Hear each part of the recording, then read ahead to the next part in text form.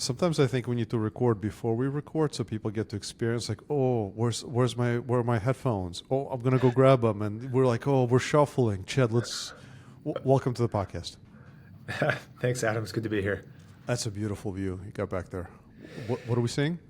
We are seeing unfortunately, it's under construction at the moment, but that is the ferry building behind us. And then behind that is the Bay Bridge here in now sunny San Francisco. And beyond that, the East Bay Hills in Oakland and Berkeley. So it's a lovely view here in the Jotform HQ. Yeah, it's been good. It's one of the benefits of a little bit of the post-COVID experience is we've come back to our office and the views are amazing. It's truly an inspirational workspace.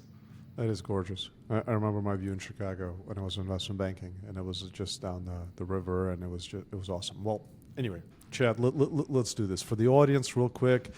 As you all know, about a year and 3 months podcast, we're answering the question of the future of people initiatives, and we got the answer. It's the galaxy of the answer, which is the adoption of marketing, mindset, and employee experience. I just finished the masterclass for the Association of Change Management Professionals, and interestingly enough, there was a lot of agreement. There was plenty of disagreement, but there was a lot of agreement that marketing will make its way across all of HR.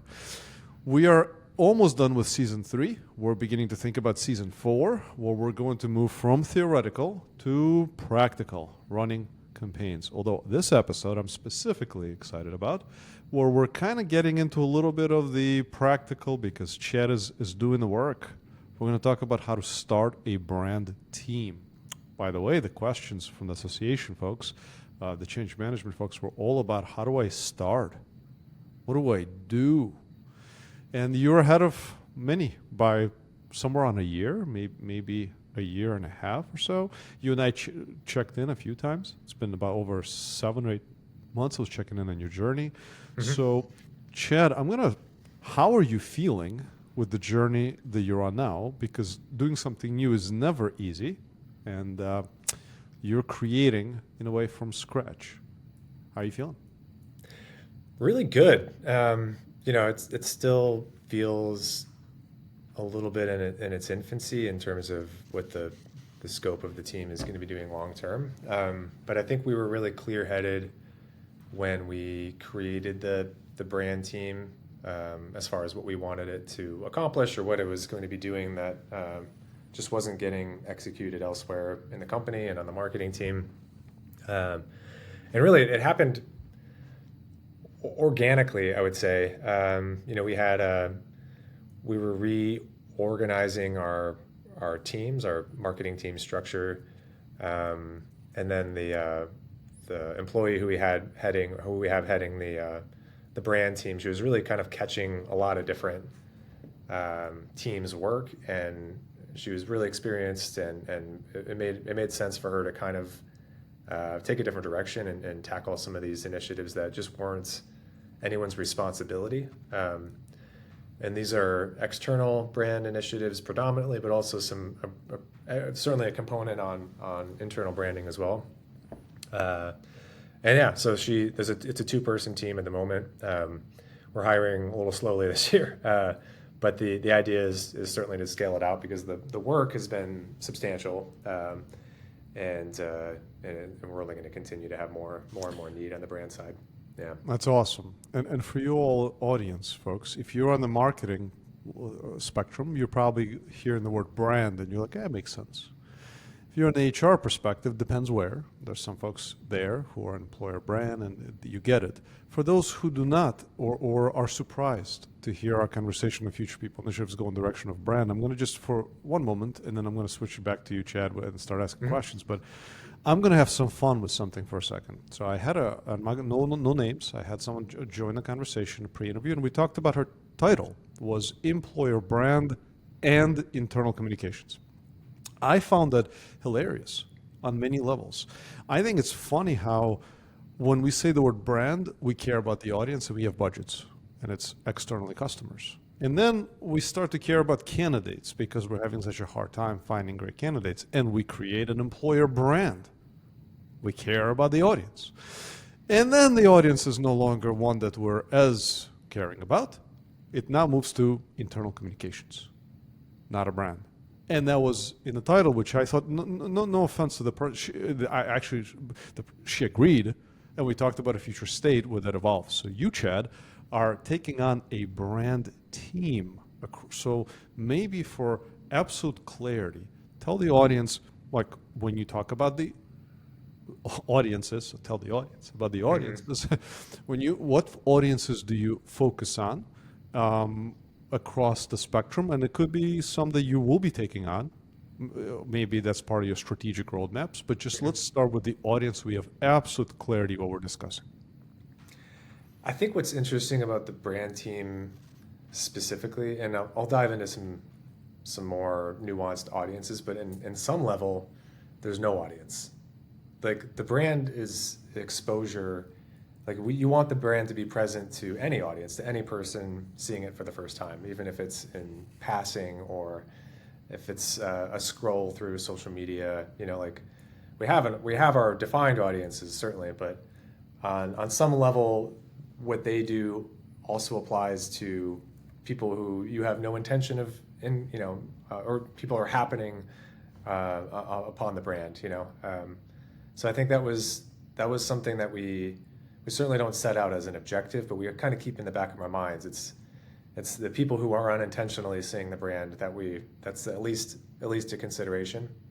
But certainly, our company has a myriad of external audiences, and it's just the nature of our business. We're an online forum service, so any type of organization needs online forums, and our customers range from tattoo shop to a Fortune 500 to a major university to a bakery to a consultant to everyone in between. It's anyone who needs to collect information. So it's given us a lot of flexibility in terms of audience identification, and then they obviously have a large list from which to target when they're considering what events do we want to be present in, where do we want to advertise, what do we want to say in our social media, how do we want this page to look.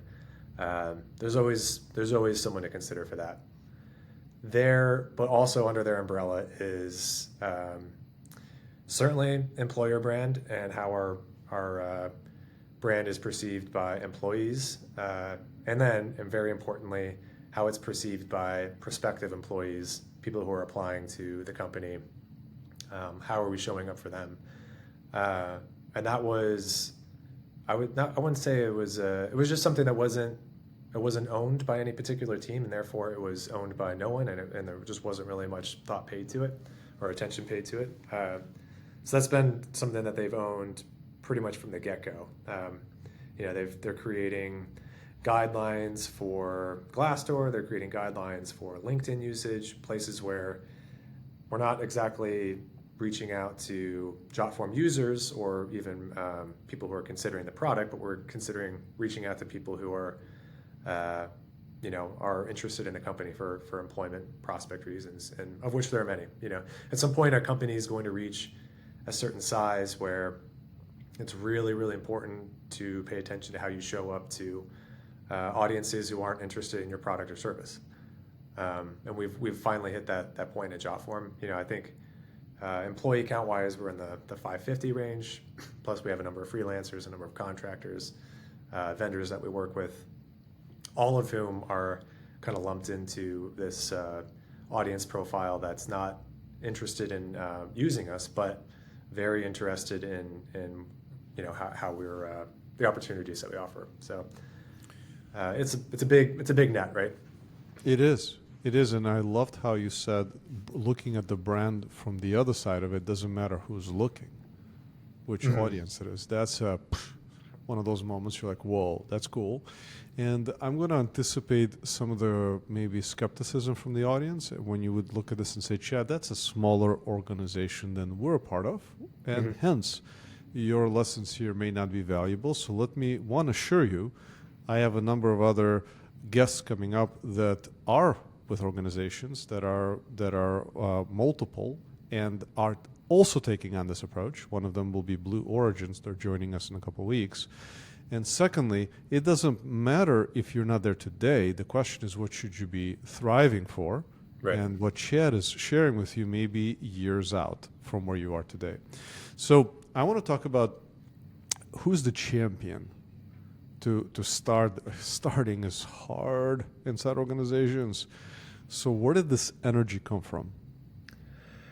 It came from the marketing side, but I will say, yeah, I think it was on. It was pretty front and center for some of our HR folks as well, just in terms of some of the collaborative projects that we were working on. Sure seemed like they were overlapping with both, and it made sense for us to have someone pay more attention to it. I remember one in particular. With LinkedIn, you can have I believe it's called a life page. Basically, it's a premium offering for your company, and it's not especially cheap. I think it's in the thousands, but it unlocks certain features, certain content features where you can. You have employee testimonials on there. You have videos. You have content sharing. You have like multiple tabs. It's really becomes an experience for anyone visiting the page. Well, the HR team was the one who budgeted that we should have a live page, but then it became it was a little bit of a tug of war of who actually owns this content, and it's incredibly important content, incredibly involved, and we ultimately shaped it the way we thought we needed to shape it from a marketing side, but clearly they had their own lens, rightfully so, on the HR side. So it was, I don't know if that didn't tell them that all of a sudden we needed a brand team, but it kind of indicated, it was one of the things that I sort of socked away when I was thinking about what do we want this brand team to tackle, because there are a number of things that make sense. You need to have an audience. You need to create really profound and great profiles for these audiences too. So ultimately, it came from my end, and I think when we were looking at what we had available and some of the tasks and projects that we really initiatives that we wanted to kick off in 2023, we pulled a couple of our talented team members, and then we had them start a brand team. So they do a lot externally. I will say, like the events fall under their domain. Influencer outreach falls under their domain. Out-of-home advertising falls under their domain. But also, making sure that people are speaking, our own employees are speaking about the company appropriately on their channels, and creating and maintaining social profiles that are even designed for our own employees. We have a whole social media profile, like Twitter profile for, I don't know, X, I'm still going to call it Twitter, a Twitter profile for our Turkish office. And it's purely internal, purely celebrating what they're doing from an office standpoint, from a cultural standpoint, and has next to nothing to do with our product launches. But it's good that we have these profiles built out so that we're keeping these audiences engaged. Yeah. And let's just, for sake of total clarity, maybe a little redundance, we're basically saying a team that was responsible for your external audience being your customers began to take on responsibilities in close collaboration with HR for first your external audience, but from an employee perspective, where you're now looking at, and we'll talk about Glassdoors and LinkedIn. But beyond that, this team now began to also work with internal audiences and get involved with internal communications, essentially. That'd be an accurate way to talk about the journey? Yeah, I'd say it's pretty accurate. Yeah. And that answers a lot of it's part of the raging debate. And on the other side of where I think the debate has landed on the podcast so far, which is who should own the adoption of marketing, should it be HR or marketing? I think the majority would say it is HR, and including many of the CMOs. This case is where it is coming from the marketing side of the house. Yeah, and I would say there's a specific reason for that with Jotform that I don't think necessarily relates to most other companies, but our U.S. presence is marketing, but our HR is predominantly housed in Turkey. Um, However, the majority of our global stakeholders or global audiences are English speaking, so everything always has to be passed through marketing from a language standpoint. We're really heavy on writing and editing. We're completely stocked on our content production very intentionally because we're kind of the gatekeepers of our company's language. So even something like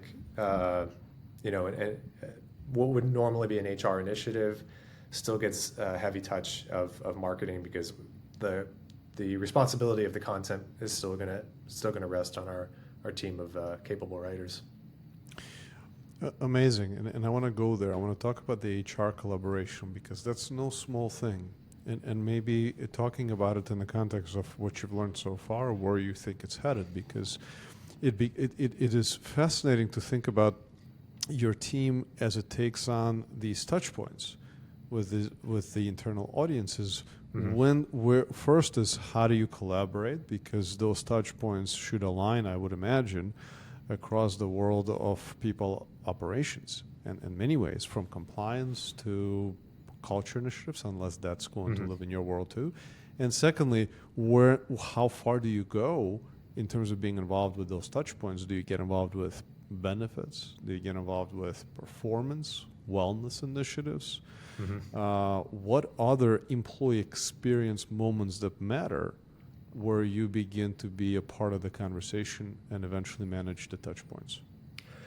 Yeah, surprisingly, and this might come as a shock given our role, but yes to all the above. I would say from a marketing standpoint, we have owned many of our wellness initiatives, both company wide and just strictly with the U.S. We have shaped a lot of our company policy, strictly coming out of the U.S. And I don't know how much of this is, again, some of it is just a fact of where our marketing office happens to be our U.S. office. So therefore, we feel compelled to present a lot of these initiatives. But I also think even with something like wellness, if we do something like that for the company and we're excited to share it, there's a playfulness to it. There's a brand component to it that I think that it makes sense for us to take on and to own. And we do collaborate with HR when we do something like this, especially if it needs to be disseminated across teams, or if there's language in it that we want to be careful about, or we're checking on in terms of like what should the award be if someone wins this XYZ, or but nonetheless, it still has often been initiated from the marketing team. Yeah, and like I said, I do think it's how people experience the culture is how they experience the brand, and that's it's still ultimately I've always felt a sense of responsibility for that. Yeah, the first book that I wrote with a co-author is called The Science of Story. It's about brand as a reflection of its culture, and I could not agree with you more.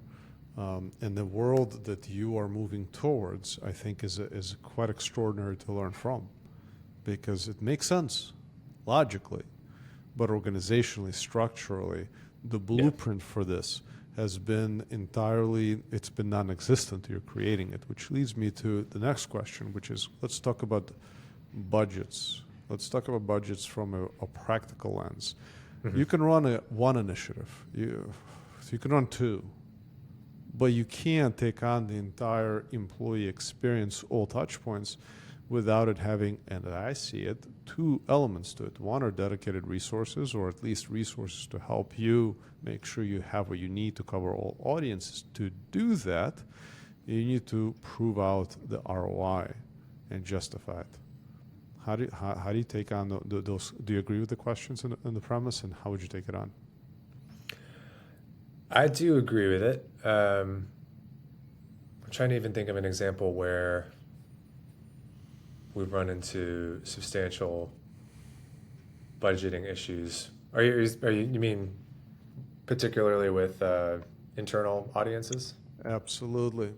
100%. Because that's where it's externally, you can point to customer retention. You could talk Right. about leads. You could talk about how many tried the platform. There's just so many very clear KPIs. Mm-hmm.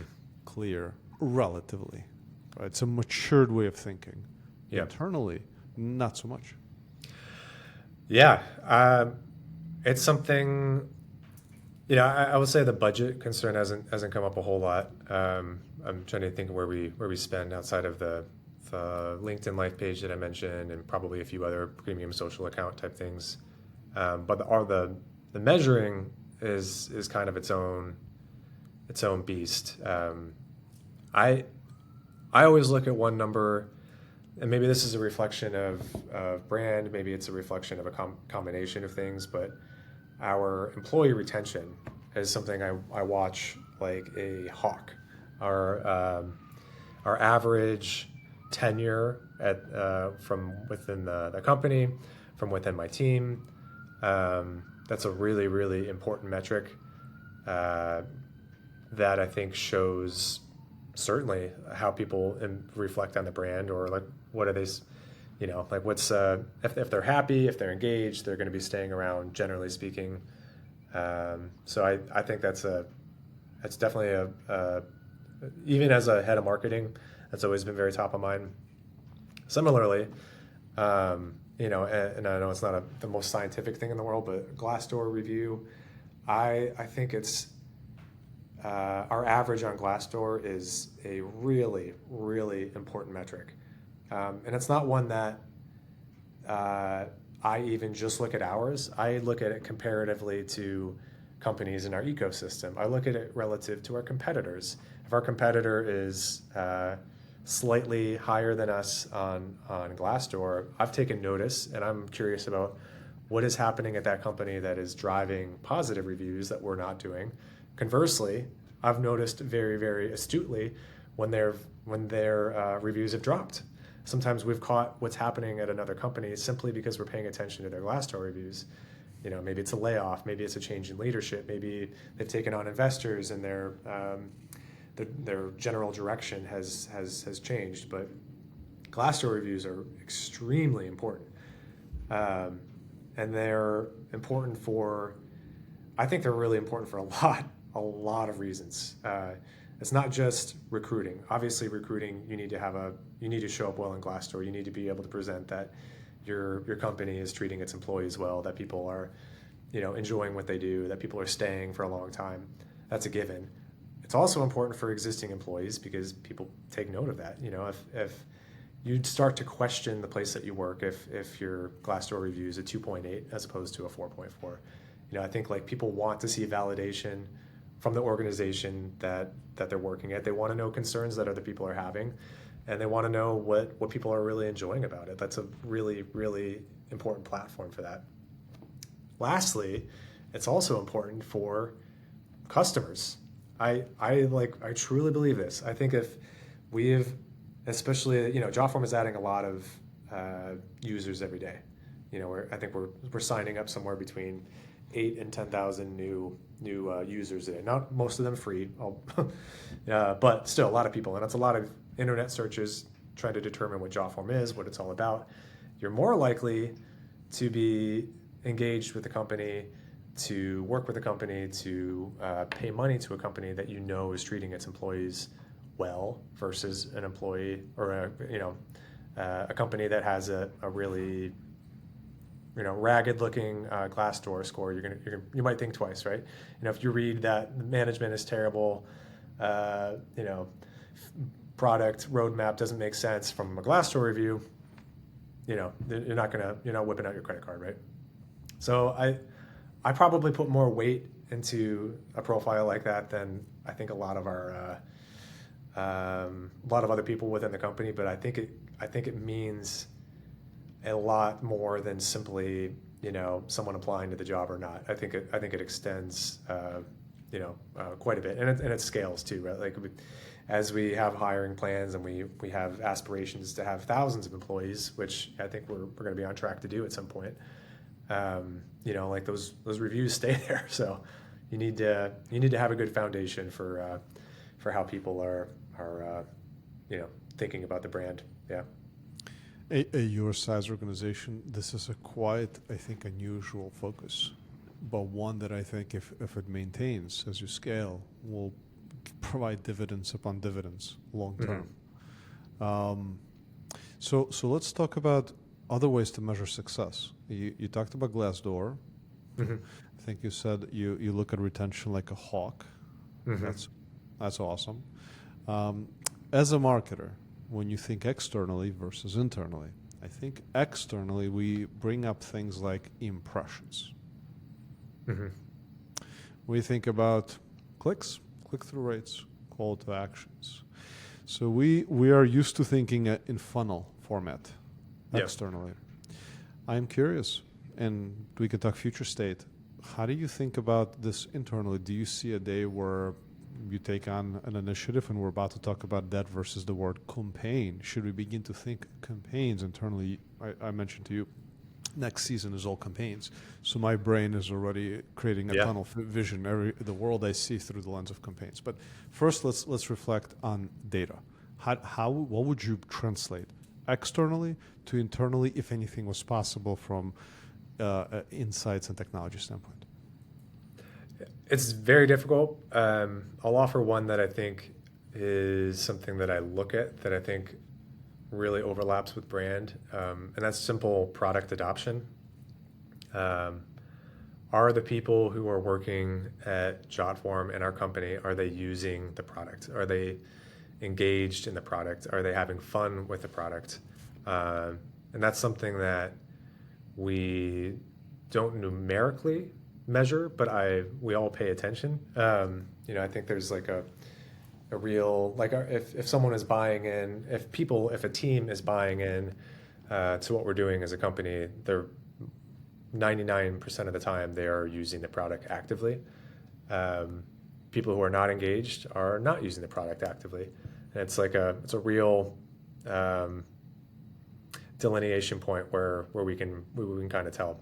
I don't know if we've thought enough to put that into any kind of formalized goal, like 80-90% employee product activation or engagement. But it's something that I think is extremely indicative of where our brand is and where people feel about the brand, because if they're excited about it, they're always going to use the product, and that's without fail. I don't know if that translates to every company out there. If you work at a dog food company and you don't have a dog, or whatever the case is, but in our case, in software, it's absolutely imperative that they do that, and it's a measure of success as a brand. Yeah. I'm going to work with that analogy, but I'm going to broaden it and then talk about its evolution. So you're saying that the conversion, in this case, if we translate to the world of marketing, is the use of your technology that you've built. We could then say in a business where you sell dog food and you don't have a dog, let's replace that conversion with entry into a wellness program or conversion into picking your dependents during the benefits onboarding. We can simply say, yes, you have a more closely aligned conversion to what you do, but a conversion could be anything that you would like an employee to do. Now, if we take on the funnel thinking in your case, but you listeners replace the destination and conversion with whatever you'd like in your world, maybe change management, you're talking about submitting a story of the impact of a recent transformation that took place. Whatever that conversion is, we now can think as a funnel. In your case, I would say, okay, I would like to pull an audience of the non-users of our technology. Within that audience, I would probably look at those who've started in the last month, 2 months, versus those maybe that have been around for a while. Maybe then divide that audience into managers versus non-managers. And then think about a message that would resonate with them in order for them to log in. My conversion is them getting on the platform. Am I thinking about this in a way that you don't think would be practical? That's extremely practical. Yeah, I hadn't really considered the scope beyond product adoption, but of course it applies to, did actually one thing that just kind of came to mind. Granted, it's not specifically HR, but our IT security team kind of gamified it a little bit with their messaging, trying to get people to complete their compliance training. And it was interesting, and I would love to, of course, work with them to try to help them more in the future. I kind of felt bad that they were, it was outside of my scope, but they were like, okay, so far, they would have almost reports like, X number out of 500 something if you have completed, which is great. We're almost there, and like try to prod people along because we all need to do it. But the language around it, the communication around it, the playfulness around it took a lot of thought, and that could be applied to everything. Adopting benefits to harassment training to office compliance to whatever. I think that's a really good point. I think if we do, as we expand brand, we should be looking at what's the conversion points or what's the success metric for everything, not just the product or not just the user signups, not the basics, but yeah, I think that's a really good point. It's a really good point. That I'm losing sleep over. Is thinking these applications everywhere. Yeah. And I don't think they're just for the sake of the organization. I think this is doing service to the individuals, to the employees, because arguably currently the employer is the biggest spammer in the life of the employee. Not everywhere, but I would argue that's in many cases. Sure. If you look at your life, you've unsubscribed from all of this crap. Your spam folder is capturing quite a bit. But inside your organization, you're one of 1,000, 10,000, 50,000. Mm-hmm. As a result, on the other side, isn't one person managing your touch points. It's a lot of people with a lot of perspective. So here you go. Mm-hmm. We today have 17 announcements from 17 different employee experiences. Have a good day. They're being sent to everyone. Done. It's 7 paragraphs. By the way, if you want to access all of our videos, here's a link. Remember, we gave you the username and password 3 years ago. There's 10,000 videos, and we've done our part. We care. We really do. Mm-hmm. I'm going to pause on that one and resume to initiative versus campaign. And you and I have moved our conversation kind of from where you were to where you are to kind of where you're headed. And now I want us to move further into the future. We don't have to be grounded in anything you currently do. You don't have to bring it as an example. I would love your thoughts on campaign thinking internally. Mm-hmm. Why campaign thinking? What comes to mind for you about campaigns? We didn't discuss this yet. I was looking through my notes, and campaigns is a relatively new thing about a month ago where I kind of pivoted and think that's the linchpin to unlock this next level of the emerging market. But what are your thoughts on campaigns? In theory, I love it.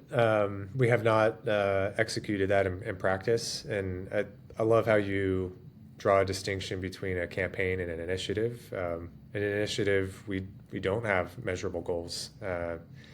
We haven't gone into a wellness challenge with a measurable goal. We haven't gone into whatever office policy with a measurable goal. We have initiatives. Certainly, we have guidelines. We push people in a direction, but we don't have an objective that we state at the beginning of a campaign where we say, you know what, we're going to do this and we want 85% compliance within a month.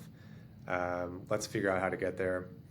That would be interesting. I think there are probably a lot of instances, one-off instances, especially where that makes a lot of sense. And but we haven't enacted that. I think that would be certainly well beyond the scope of just marketing if we're doing larger scale campaigns like that. But But yeah, I love that framing. For all you listening, look at that. Chad has not been exposed to campaign concept before. Look at the immediate reaction from someone who understands the world of marketing. It's just like you get it. You went, oh, initiative to campaign. Oh, got it. In fact, campaign starts with an objective. You didn't think about it. It was innate for you. And you immediately went to comparing that to an initiative. The only thing you said that I would put into question from my point of view is ensuring compliance. Before that, you refer to it as a conversion. I propose in these conversations, we don't think about it as compliance, but we look at it as conversions. I'm not yet sure I can verbalize fully whether this point is philosophical or if it's practical, but the rest, I think, is part of our future. And I'm looking at the time. Did you have reflections on that point before I move on to the next one? Other than just to say, I think it's a really great idea. I think about the back to the wellness initiative, which we've done on a periodic basis. We typically do them over the span of a quarter. We'll give people a break and we'll kind of reintroduce it. I'm excited about the prospect of setting out with a, hey, we want 75% participation in this campaign. Call it a campaign, and then call them conversions. I think that would be a nice way of doing it, as opposed to just floating it out there and seeing what comes back. Because I think that assigning a goal to it, assigning a metric to it would make it more fulfilling, and would probably get better participation because we'd feel motivated to hit a certain goal. So I like it. Yeah. What's really fun is as we dive into the components of a campaign further, we now have an objective, we now have a conversion and a KPI. We now begin to practice things like segmentation, omni-channel, reminders and the path, depending on whether you're early adapter or not, influencer marketing for that campaign. I'm not going to be able to list all aspects, but once you call it that and you have an objective and a destination, you now as a marketer build funnels and have fun doing it, just like your technology teams were applying it to, the technology piece that they needed, the training they needed done. You now apply it here. So you don't need to, this isn't a question, this is more of an invitation. Think about a campaign. If you want to partner on a season 4, I'd love to have you back, because from where I sit, you're one of the innovators in this industry, and I think it'll take all of us rolling up our sleeves to keep innovating. And if you're listening and you've got a campaign the way Chad and I just discussed it, reach out. Like I'm ready. I've got a whole ecosystem of guests that are all now either running, thinking, contemplating, creating frameworks. We're all like, how do we do this as the next frontier? So, Chad, my last question for you. So a lot of the audiences are like, what you did, we cannot do in our organization, at least not overnight. This utopian world you're living in. I'm not saying you're saying it's utopian. I'm just saying from their perspective. Sure. I'm sure you got your set of challenges. You're not chilling. But from their perspective, it would have been so nice to look at the brand the way you do, to begin to unify audiences. What steps could they begin to make in your direction? What conversations? What partnerships? What do they do in order to have a shot at being where you are? Yeah, I mean, for us, it happened very organically and over time, and it wasn't something that I think we even could have executed a few years earlier. And I think step one for any organization is deciding what your brand is. And we've had a lot of really meaningful discussions within Jotform, especially because we actually did a full rebrand in 2021, and at the fall of 2 years now. Feels more recent, but that was a great exercise for us in identifying what our brand was.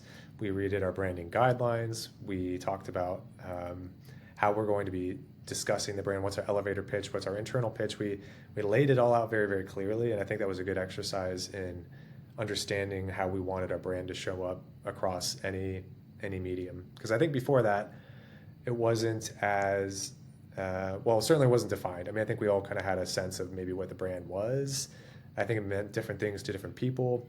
But I think at any stage company, at any size company, it's really good to take the time to sort of understand what exactly your brand is, and then have discussions with leadership, talk with employees, really get a firm users, customers, get a really firm understanding, and then you start to create an architecture where your brand is showing up in the places that you want it to.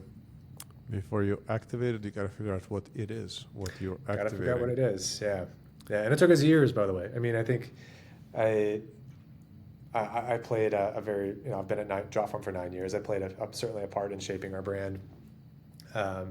But it kind of matured over time, and finally to the point where where we could really execute on, come to an agreement upon what it is. But yeah, that's always a good place to start. And I'm sure this exercise for you wasn't easy, and typically it requires saying less. Anytime you have to say less is hard. Mm-hmm. Until you're intentional, because you'll have paragraphs, you'll have stories. If you set down everyone pre-rebrand and you ask them what the brand stood for, there'll be answers.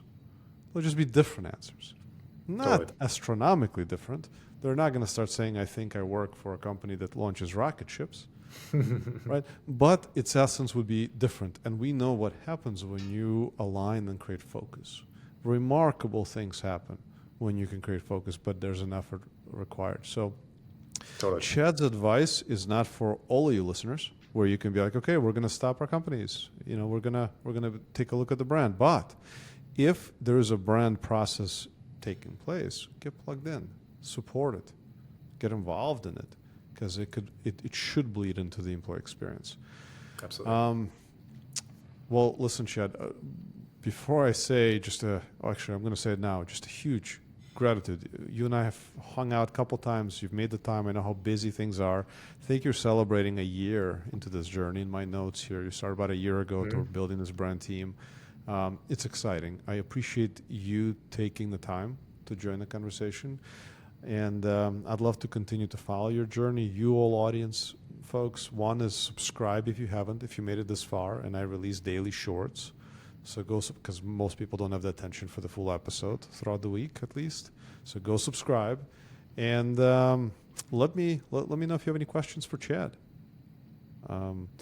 With that, again, Chad, thank you for joining this episode, and hopefully to be continued. Thank you, Adam. I had a lot of fun. Same here. Over and out.